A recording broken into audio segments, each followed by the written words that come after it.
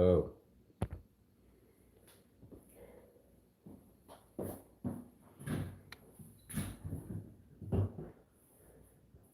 don't even need a notebook today. All right, ready to go? Yeah. All right, hello and welcome back to another 5K tennis discussion. Today is Saturday, May the 8th, correct?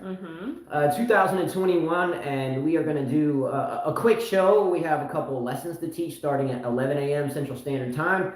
But we wanted to talk about a little bit about Madrid, Nadal's loss, Zverev's win. But because of a loss by John Isner against Thiem, respectively, I mean, Thiem should have won, right? Yeah, I didn't think. Yeah, he should have won. I thought Ruga should have won. Exactly. If we cut out, by the way, if this video just suddenly stops streaming, just go to, I guess, go back to our channel and just wait for a part 2 to come. We are just getting back in our house, so you notice the empty wall and the slight echo. Yep. Echo. But if it does cut out, we'll restart a part 2. All right, we're going to jump right into it, all right? John Isner lost yesterday to Dominic Thiem in a tight 3-set match. That's not why I'm bringing this up. But the topic spawns from that loss. Yesterday, after the loss, John Isner was the last United States men's tennis player to drop out of the top 30. So since 1973, when the ATP started, I guess, the current open era rankings, there has never not been an American man in the top 30. So for the first time ever, and recorded at least current men's tennis, there is not an American man in the top 30, right? I was kind of shocked, actually, that Isner was still in the top 30, to be honest with you. Me too. I didn't even know he was still in the top 30. I actually thought he dropped out a long time ago. So to me, that's not big news. We've been talking about how American tennis has been so bad. American tennis in general has been so bad lately. Why? Why don't we have like the Pete Sampras, the Agassi? Heck, even Roddick made some noise. I mean, back in the 80s, 90s, we had a lot of American players, Courier, Olivia Washington, who, I mean, he would make semis, quarters, Todd Martin, same thing. There was a lot of players. Agassi. Yeah, I said that already. Chang. Yeah. I mean, let's be real. This is quite an important topic. You asked the question just then, why? Why is this? Okay. We were in a discussion with a lot of people this morning. We didn't. I don't think you should read their names because it's on a different platform. But why? I didn't mind. They said they okay. So why don't we read some of these coaches, by the way, other players, by the way, and a lot of these comments come from people much. Carl and I have coached together for 11 years, and myself for 22. Grew up in the game, heard the same way, and a lot of these comments come from people much more respectable in terms of credibility or longevity in the game than us, right? Well, we should state our reasons. I mean, Ryan Mason was one of the first, and he watches our YouTube channel. Yeah. And he was one of the first ones. He said this would be a great topic for the next show. There must be so many reasons why this is the case. And I stated my reasons. Okay, well, what are your reasons? Why? Well, I said, number one reason, tennis is not popular in the USA. 2, a lot more expensive with coaches' rates, clubs, etc. 3, less tennis courts and more pickleball courts, baseball fields, basketball fields, etc. 4, high school tennis teams are not supported by local schools. 5, American kids are hooked to their phones and not as hungry. International kids are a lot hungrier for success. 6, less scholarships for American players. Most teams are all from overseas. 7, tennis coaches are teaching the same old thing instead of thinking outside the box. 8, less programs in the USA for promoting tennis. Back in my day, we had so many options and affordable. 9, tennis is a difficult sport. So many quit and rather play team sports.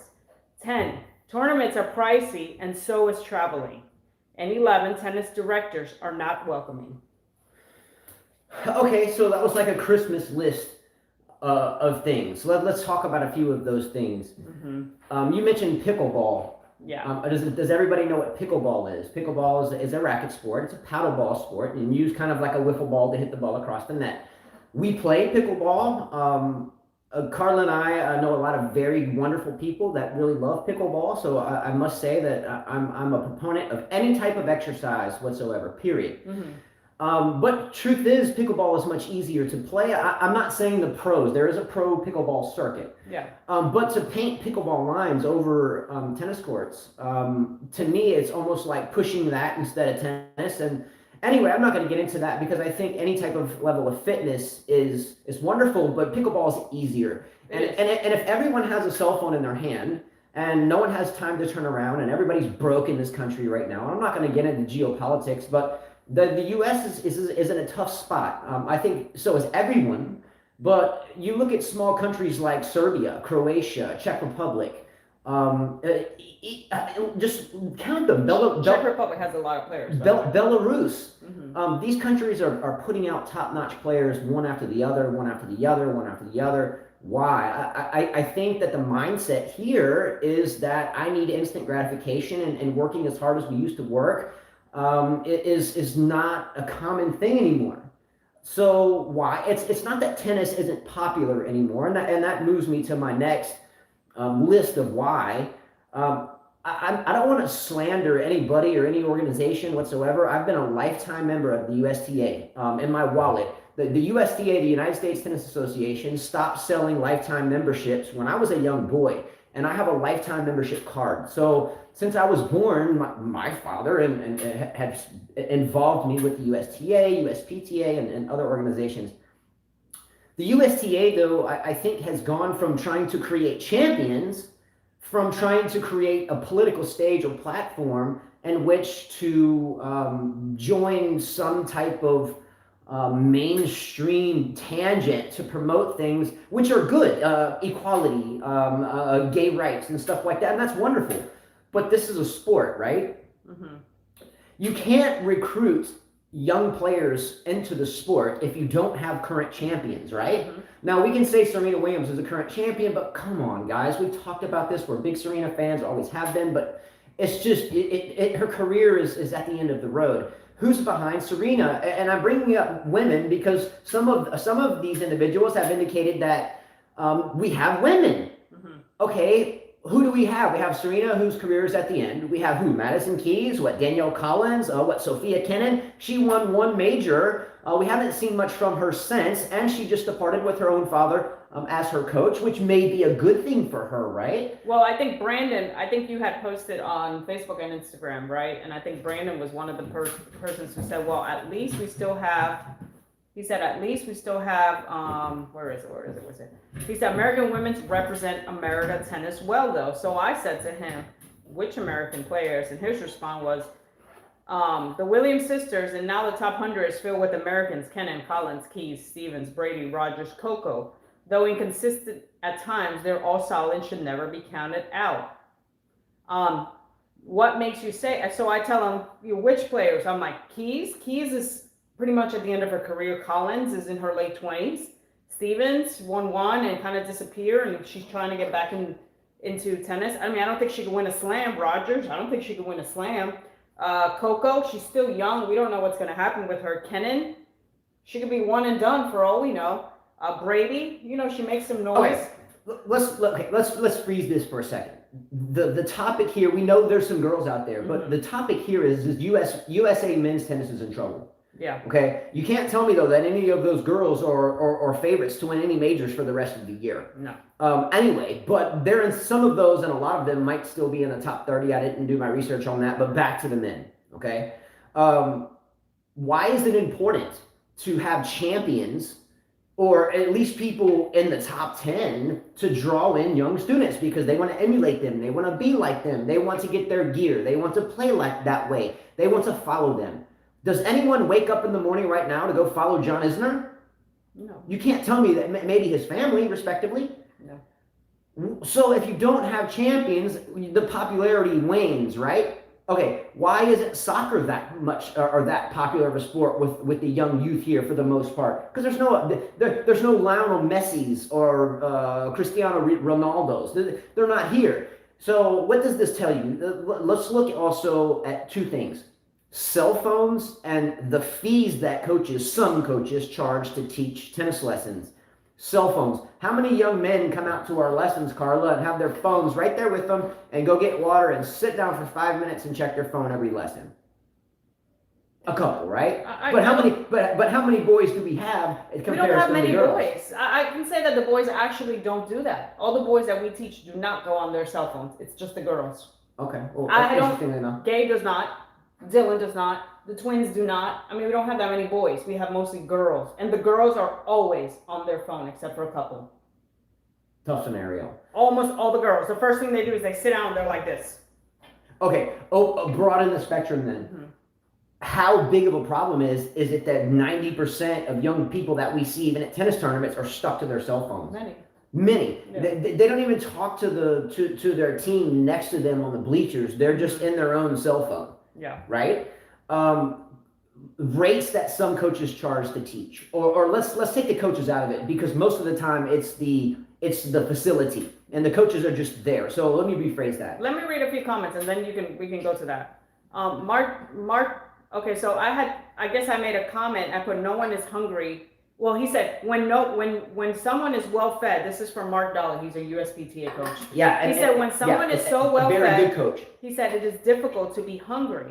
Is what he said. And I said, I agree. True, but I've also seen many kids who have potential. No one gives them a chance. He said, absolutely, that can be also circumstance. As a college coach, I saw many students from outside the U.S. and with very little support that worked hard to be successful. The mentality is different. Of course, we have talent here given the opportunities one must have for success. We can have elite players in the top rankings. I believe we should study what really works. Many teaching tennis haven't developed players to the very advanced level. We have seen many with zero track records. The public must investigate for those that do. My family spent more on development than many had for food. I was lucky, and I agree with your concerns. We must do better job in developing real players. There's nothing I can add to that. It's perfectly said.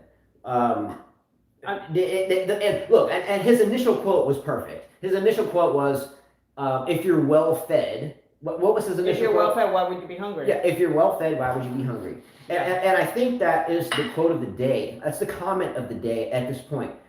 And here's another comment by Brad Bachman. He said, it's a great thermometer of the USA condition overall. Look at our country. It is a mess. It's burning to the ground every other week. Yeah, I mean, it all wraps into it. The pickleball thing, here's my list of things. The pickleball thing, it's a wonderful thing. It allows people to get out, but when you put it on top of tennis courts and the pickleball people are, most tennis players, they're ready to battle. They're not trying to battle, hey, you're playing pickleball and it's on the tennis court, so it causes a little bit of friction there. But to me, it's an idea of let's play the easier sport. Number two, the cell phone thing. Self-indulgence. Let me see myself. Let me show everybody what I look like out here. Instead of playing the game, I'm trying to put all my new rackets in front of me and take a selfie on the tennis court. USTA for years and years and years now has been pushing political agendas. Not tennis agendas, but political agendas. And that's what that guy Brad said. He said the USTA was too busy pushing political agendas, and rather than building the sport, too busy trying to pay the women equal money for less work. Constantly pushing the homosexual agendas, pushing equality rather than investing in athletes. I agree with the comment. His son is the head coach of USC, by the way. Okay, yes, I totally agree with this comment. However, that's a tough comment. It's a truthful comment. It's hard hit. That's a hard hitting comment.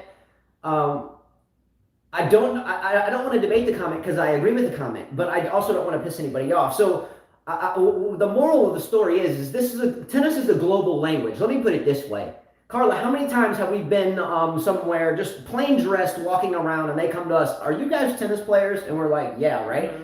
You walk like it, you talk like it, you act like it. There's a way about you. If you just carry yourself in a certain way. And I know a lot of coaches out there and other players out there understand what I'm saying. If not, then maybe not. But it's an international language, number one. Mm-hmm. Okay, I don't understand why, in this international language of a sport, we have to delve off into one direction of political fairness or this ism or this ideology or this belief or this gender identification. That's not what this is about. It has become that, and I think because it has become that, then the desire to fight for it, at least in this country, has fallen. We turn on the TV. We have all these different things. Black Lives Matter and Asian hate, and we have the border wall, and we have political Trump, and we have all this stuff going on in this country. Unemployment rates are much higher than they say. 100 million people or something are on the food benefits. Health insurance is almost impossible to attain. Everybody is stuck on their cell phones, and we're still trying to generate champions. If we don't generate champions with that much strife in this country, then tennis will be forgotten because there'll never be another champion again. I can't even go out on the street. I can ask a student that maybe some young student, hey, do you know who Roger Federer is? Do you know who Novak Djokovic is? Do you know who Serena Williams is? They're like, who? Who's that? I've heard of that. Yeah. So how can you expect them to want to strive to be a champion if they don't have anyone to look up to? Well, this is what one lady said. Her daughter goes to USTA, United States Air Force Academy. She has a daughter there. She's a teacher. She said, hard work is a quality we are losing. She says, when I would push kids in school, I get a pushback from my administrator. We are not allowed to challenge anymore. Everyone gets a trophy. She said that was part of the problem. Ryan Mason said the other problem is, he said, as a former high school coach, I can say that schools really didn't give a crap about tennis team, which was sad because I would always tell parents that to me, it is important as football or basketball, and it should be taken seriously and treated with respect. Yeah. Stephen Davides, who's a he does hydro athletics. He said, here's my question. Tennis has 4 elements. 1, serving 25%. 2, returning 25%. 3, net game volleys, transition game. 4, ground strokes. Disconnect is all over at every tennis academy. They spend 75% of all the time on ground strokes. That's the math. It's simple. Until this changes, it will get worse. Why do we spend all the time on 25% of the game? It's insane. They don't know how to start a point. Not enough reps. Agreed. Steve DeViti is a wonderful coach, tennis guy, but he does an enterprise called Hydro Athletics, right? Mm-hmm. He trains people in the water as a way to work out and easier on the joints and stuff, and does a heck of a job. He is 100% correct. Carla, a question. How many of our students over the years that we've met, brand new, came out on the court, and they are whacking forehands and backhands from the baseline, but right from the middle of the hash mark, they can whack the ball from the baseline center hash mark. But if you bring them into the net or ask them to hit a volley, some of them have no clue the grips for how to aim. Some of them still have 2 hands on the backhand volley. Just volley with a full Western grip. Volley, yeah. It's incredible. Overhead with a full Western grip. So and why is that? I right now, Carla and I coach privately, so I don't have a GM to go make sure I'm staying relatively disciplined with the mouth. But I don't want to hurt any future endeavors either. At a club, a lot of the pros, not all of them, are like subcontractors. They don't want to lose their job because they have no other job. All they know is tennis, right? And they've gotten their certification through PTR, USPTA, or USTA, USNTA, name it. And they've worked so hard for it. They're a little bit timid, not timid. I guess they're reluctant to work on things, in my opinion, that are the most difficult things, because if they spend too much time on it, given their hour with student, that's at some clubs that I've been around, $120 for 1 hour. Rationalize that, $120 for 1 hour. Carla and I coach together, both of us, certified, been around the game, we push hard, and we teach between $30 and $40 an hour, and there's 2 of us. Anyway, it seems to me that a lot of the coaches want to go ahead and develop the forehand and maybe the backhand. It's most of the time it's all forehand. I think it's forehand and inside out forehand. And the volley. Yeah, swing volley. Swing volley. Yeah. So anyway, so in other words, the parent can shoot in and watch one lesson, and they're seeing their kid whack forehands, and they think, oh great, my kid can just hit that ball really good, and they go, oh, my kid was just feeling it today. But they were only hitting forehands, and I think it funnels into the coach being a little bit more worried about their own job and feeding their own family and making themselves look good by pushing ground strokes. Mm-hmm. you have to create the serve, the half volley, the net game, the approach shot, the drop shot, the slice down the line, the slice cross court, the short ball, you have to do it all, and doing it all throughout a whole day. The coach gets burned out and their mind is fried. You know the feeling, and sometimes I think they just get into feeding balls because they want to get through the day. I think that there's a lot of coaches that don't do that, but I do think it's the older veteran coaches that do this, and I think a lot of the younger ones, hot off the press, I don't think they want to deal with everything, and I think they just feed balls. They don't want to deal with a coach that's going to talk or talk about strategy. They kind of get bored, and I've seen it happen with some of our students. They're like, they don't really want to do it. They're just there to be there. So I just think kids are less hungrier. I think American tennis is struggling. Just basically what I said, my top 11 reasons. They're just. It's not a popular sport. They want to be in a team because sport. There's no champions. They want to be in a team sport. I've heard some parents spend like $1,200 on cheerleading, but they won't spend that money just in joining the cheerleading team instead of they don't want to spend that money in tennis. But think about your metaphor here. When these little girls pull up their phones every morning, that all they have, and they start going through their pictures. So who are they looking at? Oh, this girl, this YouTuber, and with all their pretty makeup and how they look, right? Well, what's a cheerleader? The pretty little kind of ditzy coming across girl. I don't mean that, but most cheerleaders are termed as kind of ditzy girls, right? Mm-hmm. I mean, look, I didn't play football in high school, but I was an athlete in high school, tennis-wise, and there are football players. We were all in the locker room at the last end. Man, the football players would be like, look at these ditzy girls, man. The football players would say that. But girls don't see it that way. No disrespect to cheerleading, but cheerleading has always been, at least from the guys as they get older in the locker room, But I'm just saying, and not only that, going through the tournaments is the other thing that I mentioned. The tournaments are really expensive. You have, in order for colleges now, some coaches don't even want to go look at you. They don't want to go recruit. I'm not going to name her, but I've spoken to a coach. She said many coaches, what they're doing now is they just look at your UTR. They're not even interested in how you're playing, how you look. Your UTR says everything. Meaning so they have less time for you. Even the coaches are becoming lazy then. They're becoming lazy. They don't want to go over there. Like some coaches back in the days, they look at matches. The coach you're talking about does travel. She does travel. She says she doesn't care about the UTR score because if she sees someone that has potential and she can mold them into being a great player or a team player, then she'd rather have that person than the person with a high UTR. So what a lot of these coaches is they'll even get on a plane to go get this high UTR player, Now, what you do have to understand is that these coaches at these schools, and she's referring to a college, these coaches don't pay out of their pocket. So if the coaches don't get the funding to travel, then they can't go. That's up to the athletic department or the head, the athletic director? That's up to the athletic director and that board to figure out whether or not they want to allocate the money to the tennis team so the coach can travel. You just said it a little while ago. Actually, there was a comment earlier when we were discussing this topic earlier on a different platform where someone said, I think it could have been Ryan Mason actually. I think it was Ryan Mason indicated that as a high school coach that he would have his team out there practicing, and there was a baseball field across the way, and it wasn't even kind of the season. There were just people be out there on the field, and his was like an actual practice with actual matches. And the principal or whoever it was didn't even turn around to say hello, not one time, or didn't even acknowledge their existence, right? Mm-hmm. Anyway, how does this again wrap into the absolute disparity of U.S. men's tennis, and how do you fix it? Can it be fixed? Is it too far gone to be fixed?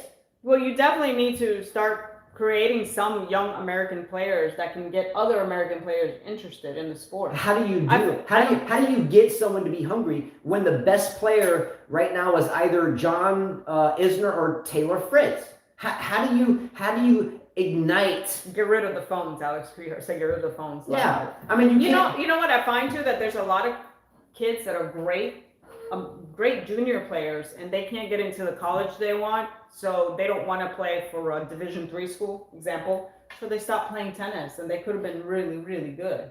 Yeah, I find that a lot. That happens a lot in American boys tennis. Here's the other thing too. We're playing a tournament this weekend, and I was watching the age divisions. You've got the 12s that are booming. So many kids playing. 14s booming. Mm-hmm. Boys 16, booming. Girls, no, because now they're into the boyfriends, and now they just want to look pretty. So the girls 16, kind of disappearing. There's like no one filling the drawers. There isn't. Like there's one student that's playing in Montgomery, and their draw is supposed to be 124. 124 is what they were expecting, and they have maybe 15 girls in it right now. 15 girls, and the deadline is May 9th. The one we're playing in Mississippi, there's only 5 girls, and the draw is 32. So girls 16, boom. Boys 16, still good. Boys 18, gone. No one's playing. What does this tell you as the kids are getting older? They're moving on, quitting the sport, because I can promise you the list is not deep of, okay, you just said the boys 18s is gone, right? When I was a boy, the boys 18s was booming, and then as soon as the 18, now I was in Southern California, not in this region, anyway, the boys 18s were booming, right? But a lot of those boys then would be in college already. They would leave and go from the 16s, 17s, and they'd already be in college. Look, I was a freshman in college at 17, so I wasn't even 18 yet, right?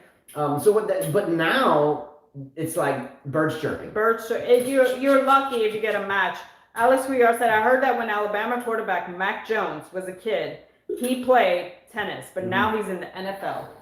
Yeah, that's a good knowledge drop. Mac Jones, fine young man, got drafted by the Patriots, right? Did he get taken by the Patriots? I don't know. Didn't the Patriots take Mac Jones? Yeah, I think the Patriots took Mac Jones. Mac Jones didn't start at all at quarterback till his senior year. So he played 1 year as a senior, won a national championship, boom, gets drafted by the Patriots. Anyway, a good knowledge drop there. Yes. How do we fix this? In my opinion, there's only one way to fix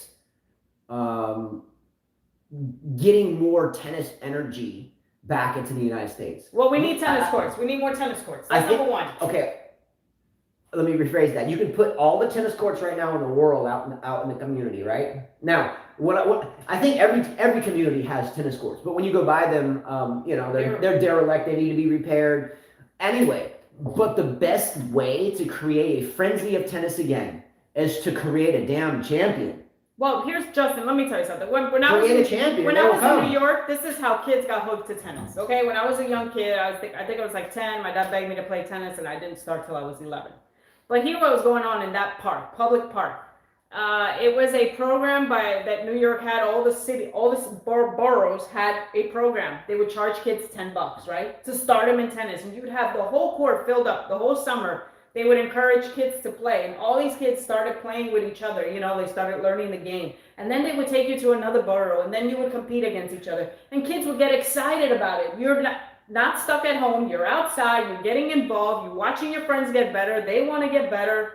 They need programs like that. When you were doing that in New York, did your dad have to pay $120? $10 is what we pay for the whole summer, and these were coaches that were interested in promoting the sport.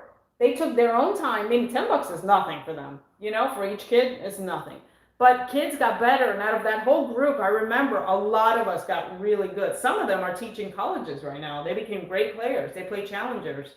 They got to the pro circuit. But I don't see that anymore. Now you look at the rate, must be a member. Non-member has to pay more. It's crazy. Yeah.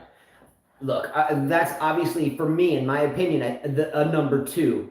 But for me, it's hard to get motivated to do anything as a child if you don't have somebody that you look up to as a champion, as a role model, and you're like, let's go! For me, when I was a kid, there was a handful of champions that I would go watch. Number 1, Michael Jordan. Okay, I always run home to go watch Michael Jordan play. Whether it was school, there was an NBA game on at night on TNT or whatever, or TBS, whatever it was. Number 2, Mike Tyson. Anytime Mike Tyson would fight, this was long before pay-per-view, it just came on HBO. Mike Tyson was another one. I'd be like, come on!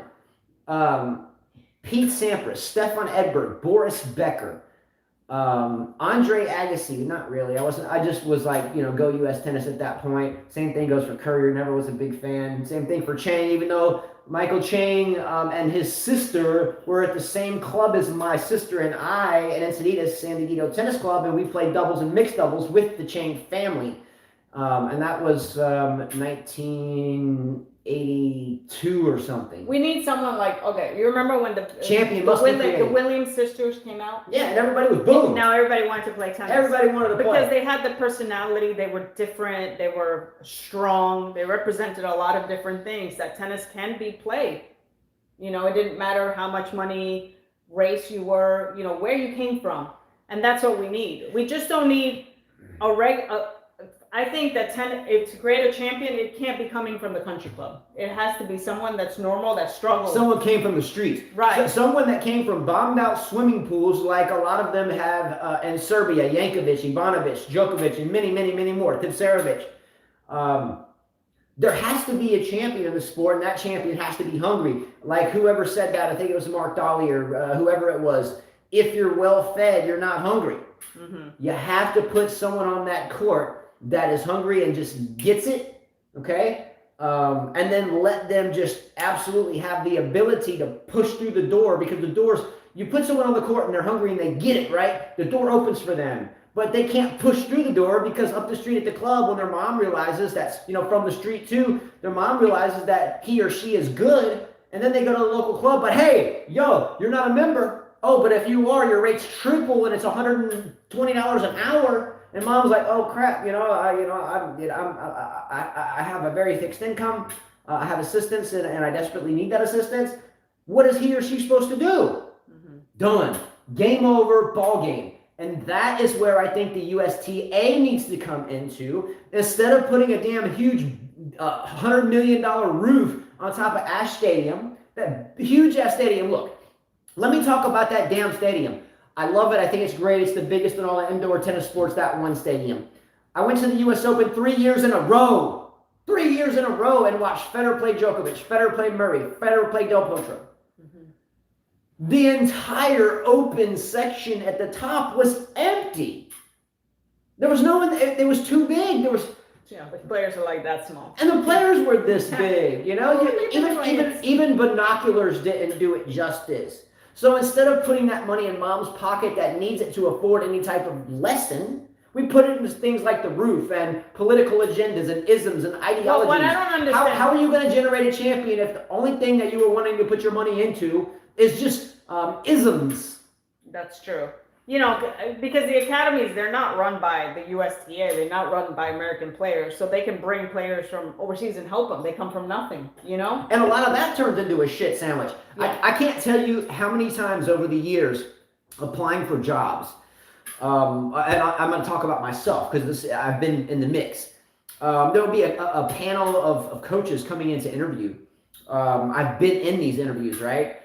Coach A, Coach B, Coach C, and Coach me, right? Coach A doesn't even really care about being there, but 6'3" dude and has a Croatian accent. This guy's got a Spanish accent. This guy's got a British accent. But none of them finished college. Not that that's a telltale in anything. But here I am, American white guy. The American white guy is scum of the earth now, by the way. Okay, but if I'm in the interview and been around the game, born into it, coach it on my own, raised all my 5 kids, and all 5 of them are solid players, so the proof is in the pudding, got my certification, but here these young bucks are, and they come in the interview, Coach A interview, here's the certificate, are you going to play this online a little bit? It's Coach B from I'll play it, don't put it down the line. This one over here is like, I disagree with you on that one. Look, the people with the international accent, the clubs tend to gravitate towards them. No, that's true, but what I'm saying, the clubs gravitate towards them. That's they not don't my look point. at the passion of the fight. They look at their damn accent, and then when they hire them, they end up fired in 6 months because they can't run a damn tournament. Yes, that's true. My point is, though, if academies can bring someone example, like Maria Sharapova, who came from nothing, and they helped her out. Why can't the USTA do the same thing? Go to these projects, go where these kids play in public parks and maybe don't have, and do the same thing for them. Yeah. That's my point. If we can bring someone from Russia, help them out, why couldn't you do that? USTA spend some time, some coaches, go scout out there, see who's hungry. Go to these tournaments, see who's hungry, and then make them. The coaches can't scout without funding. Mm-hmm. So that goes to the athletic director's office. It's bigger than the coach. Because the coach isn't going to go home and say, hey, honey, I'm leaving the wife and kids and I'm going to take money out of her bank account to go fly to California. That's from the school's perspective. I'm not talking, but look, like in New York, we had the Reebok team. They would choose 100 kids in the summer. You would try out and they pick the best players. And then in the winter, out of those 100 kids, they would only pick 50. And they would help you out. You would train twice a week at Flushing Meadows. They would pay for every tournament. They sponsored, you wore Reebok clothes. They don't have programs like that anymore. Not at all. NYJTL, I think, still exists in New York, but they don't help as much as they used to. They need to have programs not just in New York, Florida, Alabama, everywhere. They need to have these programs. All right, we're fixing to talk. Fixing. We're about to squash this topic. We talked about this before. Is there any American player that we can think of that's gonna do anything right now? No, and I think for a long time everybody's like Taylor Fritz. Well, you have Opelka who hasn't done much. He's too big. He's a Paul Bunyan. Fritz doesn't have the weapons. And Taylor Fritz now is a father. He's married and has He's been a father. Well, I think he's divorced now. Korda, okay. Okay, because his dad is Korda. But where is his father from? Czech, what's his name? Czech Republic, Yeah. Croatia, something like that. Czech. So he's a prodigy of a lot His of sisters are golf pros. Yeah, and a lot of you over the years have told Carla that for her to say she's from the U.S. is a joke because it takes 2 generations of living in a country to say you're from there. So a lot of you always say, hey, she should say she's Honduran. But Alex Cuellar. Okay. So what I'm saying is that Korda, because if a lot of you have voted on this over the years doing this, a lot of you have voted that Carla should still say she's Honduran because she was not even 1 generation removed from Honduras when she was born in New York. So with that said, Korda in your eyes, if you're not being hypocritical, should not be a U.S. player. He should be a Croat or wherever. Mm-hmm. I'm looking right can't now. be a hypocrite. If you voted for Carla to say she had to be Honduras because her parents didn't live here, then you can't say you think Korda should be. So we got here John Isner at 39. That's an American player. Riley Opelka at 46. Where's Fritz in there? He's done. Hold on. I'm going down the list. Tommy Cole, 58. Where's Jack Sock's bogus ass? Let's keep going down. Tennis Sangren at 63. Sam Querrey at 64. Sebastian Korda at 65. Tiafo at 66. And anyway, I'm snoozing over here. Okay, all right. So where is Taylor Fritz? I don't know where Fritz is at. I don't know. Taylor Fritz is number 30. Okay. Okay, so he's the highest seed. Well, he didn't play, so he's going to lose points. Okay. All right. Okay. Real quickly before we're in the show, Carla, let me ask you a question. How worried are you about Rafael Nadal losing to puppy hater Alexander Sasha Zverev? Do you think it was? Can I say it was strategy? Here's Tiem, right? right? That strategy. It's Tiem. Come on, look. These guys are smart. Why are you going to show your weapons, or why are you going to let your opponent get a kind of an idea of what you're going to play like? Yeah. I mean, why would you want to face Tiem next and use up all that energy when you know the French Open is around the corner? Yeah. Zverev, come on. And on clay, do we really believe this? Well, look, a win is a win, so good for Zverev. And see, I think you are correct. And I think there's a strategy here, but sometimes if you gamble in one direction, you may win or you may lose. Let me explain. Rafael Nadal has before in time indicated that he played a little bit differently, or he took this tournament off as to not expose his current level of play before a major. We talked about this before. There was a tournament not long ago, I forget what it was, but we brought it up. And Nadal says we gambled with it as a team, and it worked, but it could have not worked. Do you remember that? I think he took some time off. He didn't play the U.S. Open. He took time off. Yeah. Anyway, Nadal and Nadal's camp are very strategic in terms of body energy expenditure. Nadal's goal is to win one more major. That's it. At this point right now, does anyone think that Djokovic is still on track to crack 21 if Nadal wins this French? If Nadal wins this French Open and gets 21 majors and becomes now the best player in the world, arguably, that's how the storyline goes, right? If Nadal gets 21, he's the greatest player of all time. GOAT, right? Mm-hmm. You can't argue that. On this show for 3 years, we have said that in the history books, when we're all dead and gone, how do you measure who the greatest of all time is? If you're a young child that hasn't been born before, you grow up as a tennis player, and you want to go back in history books and find out who the greatest of all time is. How many majors they won, right? If Nadal cracks 21 right now with Djokovic kind of struggling around a little bit, do you think that Djokovic is on track to crack 21, meaning to win 18? Does he have 18 now? 18. To win 19, 20, 21 to tie, and then 22 to pass? Do you think he can win 4 more majors? That's a lot. That's a lot. I'm not worried about Djokovic nor Nadal. Honestly, these guys really, I'm surprised that Nadal even played the Madrid Open because you've got this French Open so Yeah. near. Don't you got the Italian Open? Hopefully he doesn't even play that. Rome, yeah. I mean, who cares? I mean, Zverev, you really think that he's going to beat him at French Open, 3 out of 5 sets? Yeah. Carla, and Tiem's losing right now? Like, really? Look, Carla indicated just a moment ago that why would Rafael Nadal want to show his current level of play, at least in the thick of things, to someone like Zverev? Look, I'm not saying that Zverev didn't earn the win. We watched the match. He played very well, and Nadal just couldn't close the door. Anyway, Nadal, though, is a maestro, and just like Djokovic, just like Federer. They weren't born yesterday, and they played 3 million of these tournaments and have 1,000 wins in their bag, right? In the best of 5 sets, it's a different animal. When you are center court in Paris at Roland Garros, the French Open, where Rafael Nadal has won it 13 times, 13 freaking times, it would take an absolute mammoth level of play to beat Nadal there, to pass Roger Federer in the best of 5 sets. I don't see Nadal putting his life on the line in that Zverev match. No. Zverev played well. Can't take that away from him. But if that match right there, that same matchup was at the French Open in 3 out of 5 sets, little puppy hater kicking Lendl's puppy over the damn fence, and you know, busting out his basketball jersey, it wouldn't have gone down that way. No, it definitely not. I mean, it wouldn't. These guys don't put their 100. I know they don't put 100%. I mean, even when Djokovic lost to Karatsev, I was like, not a big deal. Guy's not putting 100%. Why would he? You know? I mean, why would he? If you watch match point, he kind of just went for it. You know, same thing with Evans. He lost. Who cares? You know? These guys are a different animal at the slams. Yeah. You know, that's just the way it is. I read an article today that on the women's side of the French Open, the Vegas odds for the projected women's semifinalists, the Vegas odds, and I think if you took this bet and bet something like, you know, $100, you could win 10,000 or something if it worked.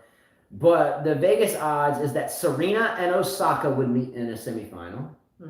I don't think Serena makes the semifinal, by the way. I think Serena loses early. I think Osaka might lose early. Oh yeah, I think both of them might lose early. Yeah. And on the other side, Barty against Sabalenka. That was the projected. Barty's been very solid. We talked about her not being the true number 1. I mean, still, I think Osaka should be number 1 still, even though she's been winning all these matches. Yeah. Do I think that Barty can win the French Open? You know how you always have a player that's super hot, winning everything, and then for some reason when they play the Slam, they're tired. Well, Barty won the French, a year ago? 2 years ago? Yeah. I don't see that happening for her. She has so much variety. It's going to be hard. She has a lot of variety, but I don't think that she'll win the Slam. I think that she's put so much energy. I think she's an odds-on favorite. She's a favorite, but she's put a lot of energy. And sometimes when players put so much energy in all these tournaments, by the time they get to the Slam. But when I watch Barty play, I don't ever get the sense that she's tired. I don't think that she's expending that much energy, and I think that's what makes her dangerous. If you watch Barty play, she plays very free. She has a lot of variety. She'll slice and dice. She'll chip and charge. I love her game. She has a great game, but I will not bet that she. I guarantee you, the person that wins the French Open, someone this year that we do not expect. Okay, I bet you Barty wins the French. You got it.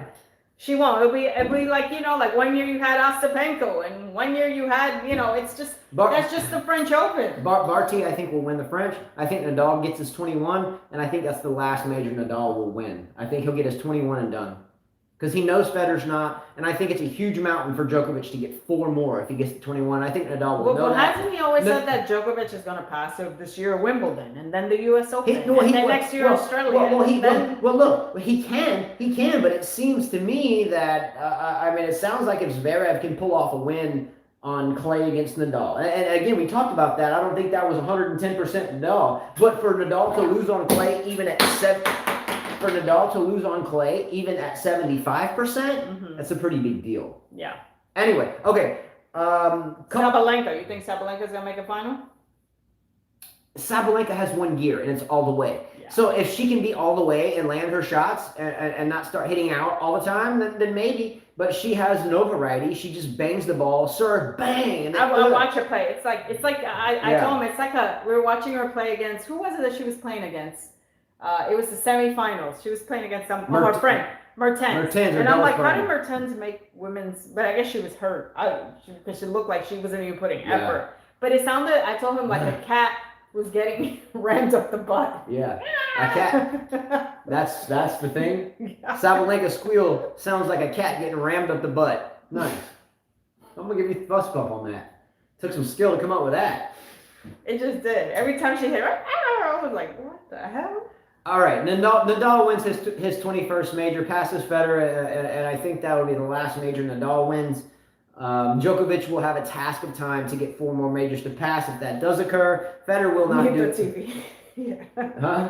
Mute the TV. Yeah. Mute that thing. I don't. Who put it? Djokovic and Nadal will be in the same half. I don't think so, Hitchhiker. I don't think they can afford it. Why would that be? I don't think they can afford it. I thought they were 1 and 2. Didn't Medvedev just lose in the second round? Well, you have to look at the economics of this. Is the French Open having 100% crowd this year, or are they having a select amount? In other words, there's still that select amount. Okay, with the select amount, you have to at least entertain the idea of an epic final. Mm-hmm. So you have to. You can't. If you have limited capacity, which means less capital coming in, mm-hmm. based upon sales, concessions, tickets, TV advertising, media, blah blah blah blah, you can't jeopardize the potential of that final.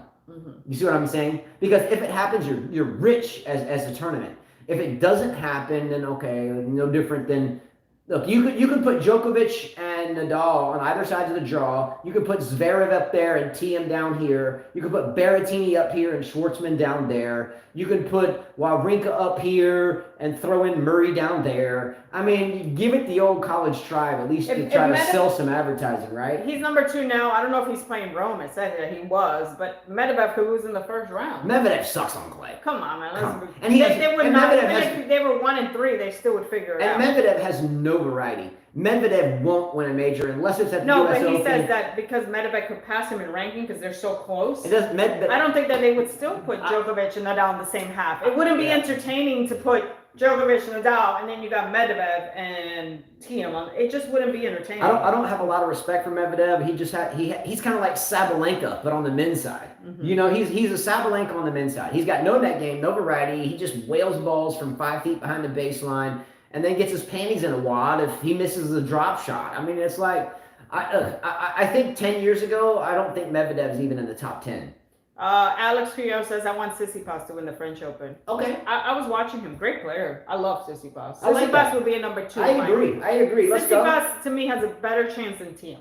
Let's go. I like that. Mm-hmm. I like that. That's a great comment. I think so. I think this French Open, I will root for Tsitsipas. Alex Creo said Medvedev has never passed the first round at the French Open. That's my point. He could probably play in Rome and lose in the first round. So. Yeah, but if I was still Nadal, I still wouldn't play Rome. Why waste so much energy at that age? All right, guys, we have to teach a lesson in like 40 minutes. I got to load up the truck, take the balls to the court, make sure the awnings out there are good, sweep it and blow it so we can run on it, and we are out. Let's go. Come on. Let's get down. Big shout out to Ethan BA for the hat, by the way. We ordered a 5K tennis tapestry. That's why this is still blank. But I'm going to put the tapestry on the wall. Oh, shit. Speaking about that, I got to go to the post office. It's there? No, the humidifier. I have to go get it. Oh, because we can't sleep at night. Ethan BA with the hat going on the wall. Dave Raines with the Western and Southern Cincinnati Open hat from the pro shop there. Bob Davis with his Australian Open passes, and these are grounds passes and what was it? Grounds passes and ground pass. Happy Mother's Day to all the moms and to my son who celebrated his 19th birthday yesterday. Let's go, Jonathan! And now he's a sophomore. He's a sophomore and he's doing good. White tennis ball autographed by Johan Kriek. He was a 2-time Australian Open champion. What's up, Johan?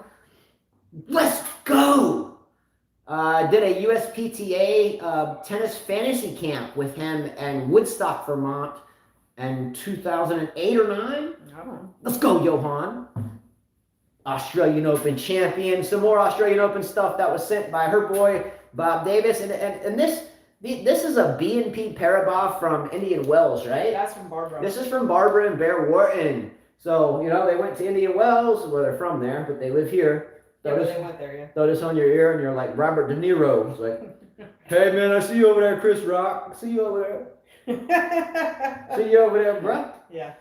All right, so soon we'll have the wall done. And in the meantime, vamos! Let's go! Come on! Let's get down! Boom! Okay, you're too happy. Bye!